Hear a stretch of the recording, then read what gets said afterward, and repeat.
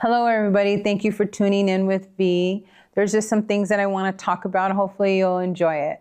I want to talk about how we value ourselves. I know in our previous episodes, we talked about valuing ourselves. What does that look like? So I have a few little notes here to keep me on track for the sake of time. And so why should we value ourselves? Well, some of the reasons why I came up with that we should value ourselves is that we can't give others what we don't have. And I know that I expressed this before in a couple other episodes of, if I don't have it, how am I going to be able to give it to you? But if I don't value myself enough, how am I going to be able to continue to do that? How do I get started? So I know a long time ago when I was at this crossroads, I was roughly about 35 years old, pregnant with my 15-year-old. And it was a really hard struggle for me to be pregnant again. And I really didn't enjoy being a mother, or not should I say being pregnant. I hated being pregnant. And I realized why through this pregnancy, that my ex-husband and I, we went through a lot of turmoil, and I didn't know how to value myself because I allowed him to continue to treat me the way he was treating me. And in all that, I realized in this crossroads that I was in, being pregnant with my third child, that it was not only painful for me to see what it is that I needed, I struggled with figuring out how to find those outlets to help me with what it is I needed. So the first thing that I did was I went to the Word of God. I did pray excessively while I was pregnant with this child. I did not like women. I realized why I didn't like women. It was because of the fact that I had a lot of bitterness and resentment and pain from my own mother. Even from my sisters, relationships that I've had with girlfriends, turning their cheek, turning their eye, not including me, that played a big factor into why I had no value. When you feel constantly abandoned, rejected, and unloved, you don't see what it is other people see. And don't get me wrong, like through the time that I was growing up, I've had teachers and people tell me like, oh my gosh, you're so awesome, or you're gonna be something and this and that. And you're like, what are you talking about? I even struggle with it today. And it's not because I don't know my value, it's just the flesh is weak. And so in that, how did I figure all this out? I went to the Word of God. I prayed a lot. I worshiped God a lot. I surrounded myself around people that invested in me, even if it was very small. Now, I know that I had said in one of my last videos that the one person who did invest in me was Frank. He invested into me for I could be able to become the nutrition counselor. But there was other people down the road that had sowed seed into me, that have helped me. So surrounding yourself around individuals makes a really big difference. So you don't want to, if you value who you are and you want to find that out, what that looks like, don't be surrounding yourself around people who are just going to be talking, gossiping about this and that, or people who are just doing things that are not feeding into who you're supposed to be. And even though you're like, well, what does that look like? I don't even know who I'm supposed to be. I just know I'm here on this earth.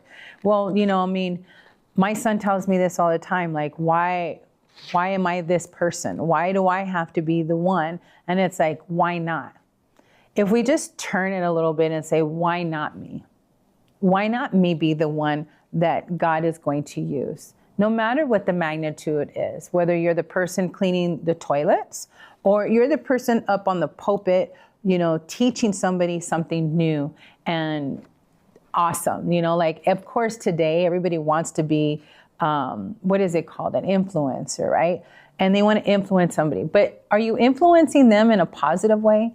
It's like, are you really seeing, they're displaying their value out there by the way they dress, by the way they think, by what they put into their bodies, right? So we're not only valuing that, but what is important to us? That's how you can start. I started looking to see what was really, really important to me. Being a mom was really important to me. Creating helping to create these little ambassadors for God was important to me. I really wanted my children to find the value in what God was trying to teach us in our lives. It was very important for me. So I looked at, I can't give them what I don't have. So I had to find the value in myself and able for me to display that to, first of all, my children, because I'm a mom first before anything else, before I can be a friend to my friends, before I can support now even my clients. I am still a mom first, but I am first foremost the daughter of the Almighty King. So I have to be able to know who I am, because I cannot be in the places that I'm supposed to be at if I do not know who I am and what it is that I'm supposed to be doing, right? So spending the time where I'm supposed to be. So I surrounded myself at church. Granted, I don't go to church today because of a lot of things at the church, and that will be a whole different episode one day. But I surrounded myself around people that I loved, that I thought that loved me at that time. It's helped me grow who I am. So those people really showed me the love and compassion for not only me, but for my children. They showed me how to trust again. And it wasn't just even at church. I was also involved in a prison ministry. Those women showed me how to love women again. Now, mind you, when I got there 25 years ago, I honestly did not love women. I got there so angry and resentful towards women. And I realized through those women that it was because of my mother that I didn't love women. And those women showed me this variety of different personalities and how can I say, like, these different textures of women. They're just avenues that they've been down, the journeys they've been down was so different than mine. And some of them they're the same. Now I had some of them who would say, oh, well, you know, this and this we did. And I'll be like, I'll never be that. I'll never do that. And I hope not. And then there was moments that I did. But it was part of my journey that God had me on to be able to show me my own value, to show me to be able to give somebody what it is that I didn't have at that time. So brings me to the thought of that moment when I had met all these women. I started my own ministry to help women that have been afflicted by incarceration. And those women were wives of incarcerated loved ones. They were women like me. And I remember one day I sat around this table, and I had a really big, huge dining room table, and we were talking about different things that were going on in our lives.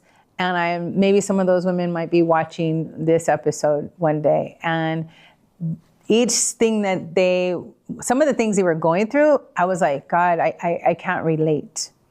Well, I end up learning how to relate. Like, when we have value, this is kind of hard to speak, because when we have value, we know what it is, how to display certain things about ourselves. When we don't, we're kind of all over the place. It's very loosey-goosey, right? So each woman had displayed something. One woman had said something to the fact of, I lay down with my husband and I don't know I just doing my duty, my due diligence, right? Another woman said that my husband goes on these tangents and he leaves home and he doesn't come back. And then when he comes back, he puts us in this financial debt. I didn't know what that was like either. Another woman said that I just felt like killing myself and I've tried several times, or her husband tried to kill himself and didn't know what that was like either. Well, I ended up experiencing all three of those things because I didn't know my value. I remember laying down with my husband and doing my due diligence and feeling like I was this concubine and not knowing what that felt like before that. But then in that moment and after, I was like, wow, that's not who I am. I'm his wife. There's a different type of value in that than me being this concubine. And I'm not saying that if you're that person that is doing that, if you are that woman who is lost, doesn't mean you can't find yourself. But I did that and I felt that, so I can relate to somebody else. I can have empathetic feelings towards somebody to help them. And then the other woman, where her husband was leaving, going on these drunk tangents and then coming back home, and then they would be in these financial debts, and she was constantly ripping off Peter to pay Paul and trying to play catch up. I did that too. He put us in big time debt. For the 2.5 years it took me to get us substantially where his credit was great, to buying a house and buying a car and doing all these things with our family, it took him like 2.5 months, like that, for us to lose it all, for the house to go into, just about going into foreclosure. Then we had the other woman who wanted to kill herself, who's tried in many attempts.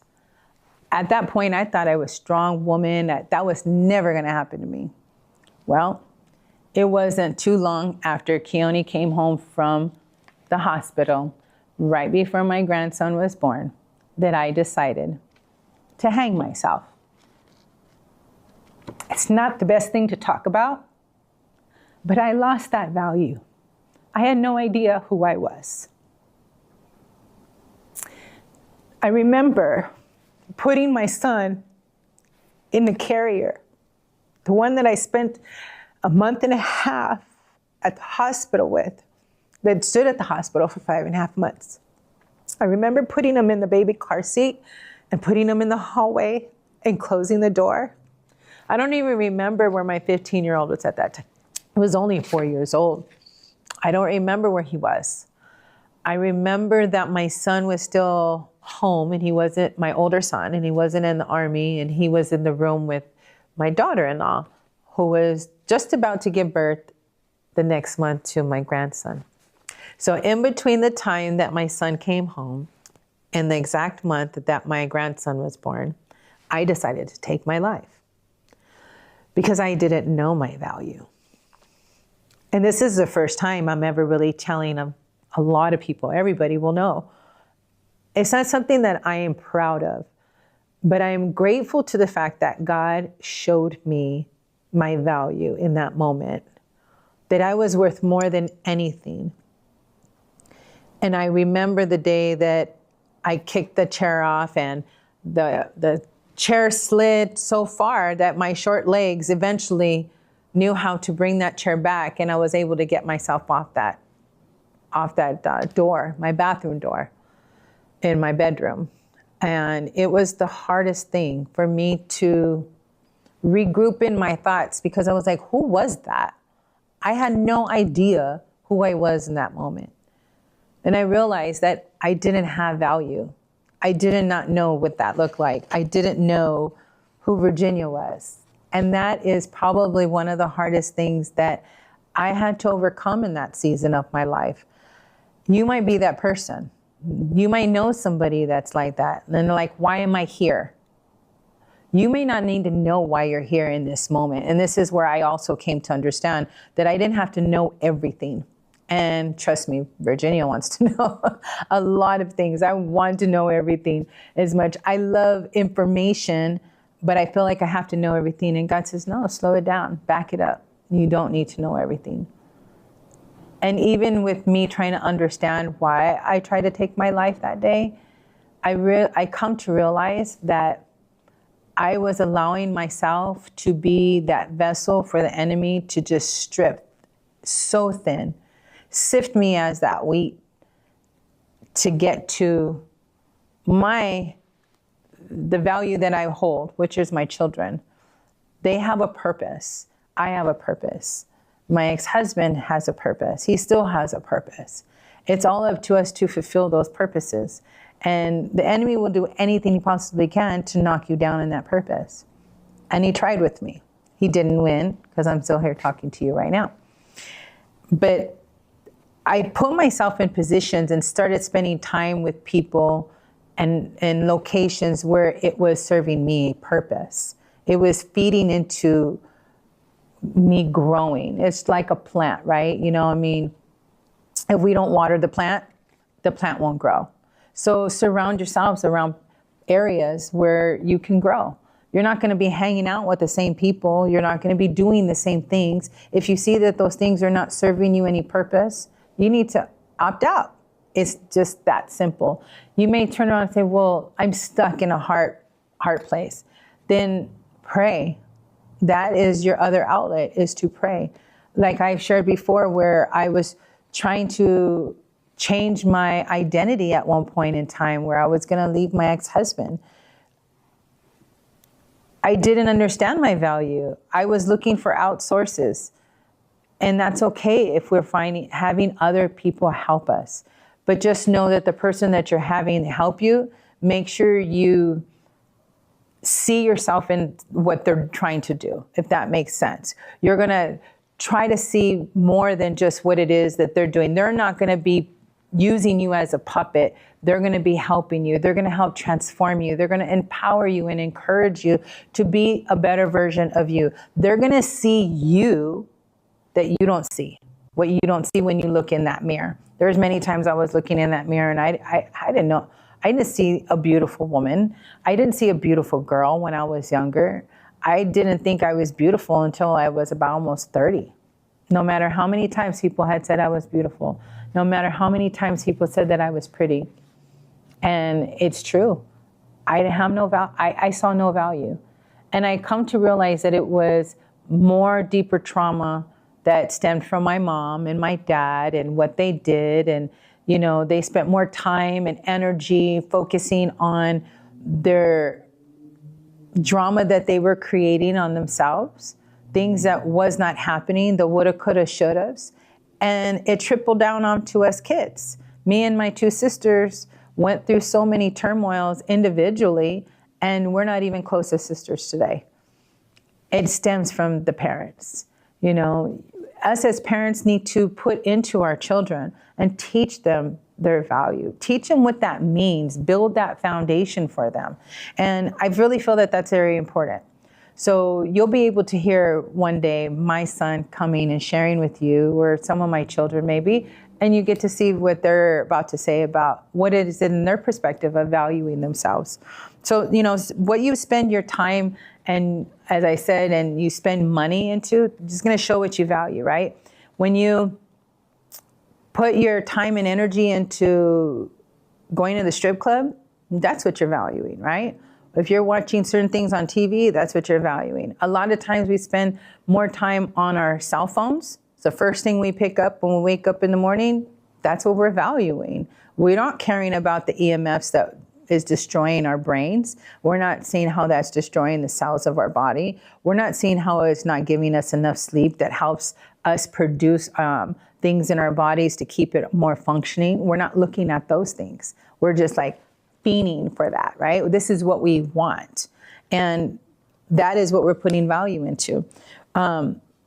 Let's talk about how we value what we put in our minds. Like, I've spent many, many occasions talking to my children about what they listen to on the radio. The church will call it secular music. Then we have, the church music, the worshiping music, the praising worship. And are you putting those things in your mind? Stuff that's going to be, again, building you up, empowering you, encouraging you. You know, if you're listening to, I don't feel today that all secular music is bad. I did at one point. I was very brainwashed and did think that it was really bad for me. And it depends, right? I mean, it all depends. Like, does it bring you back to a certain situation that is going to pull you back into that depths of hell?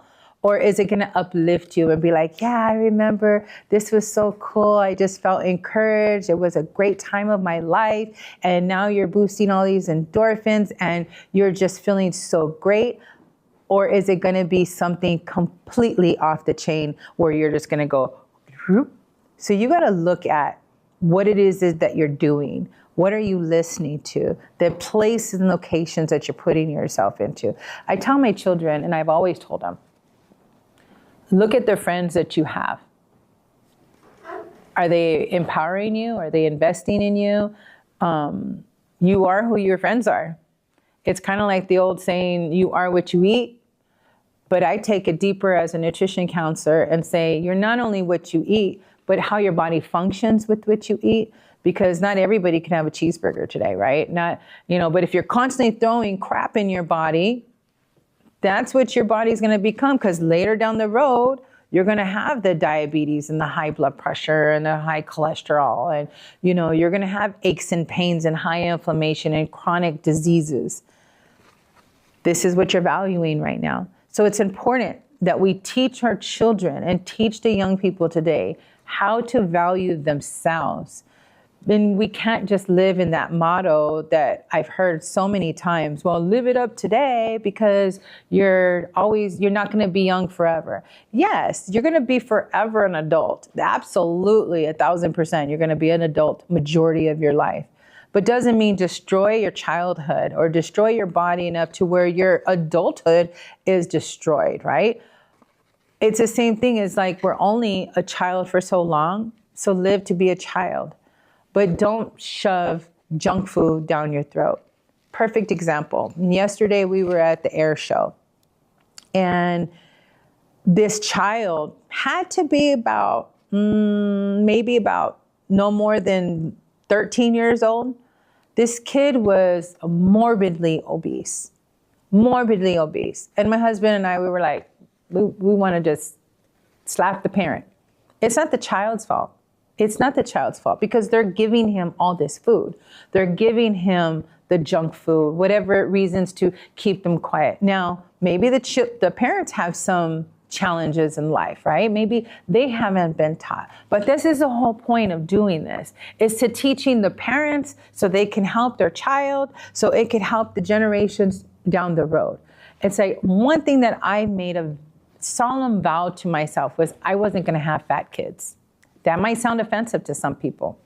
You know what? You're either fat or you're not fat.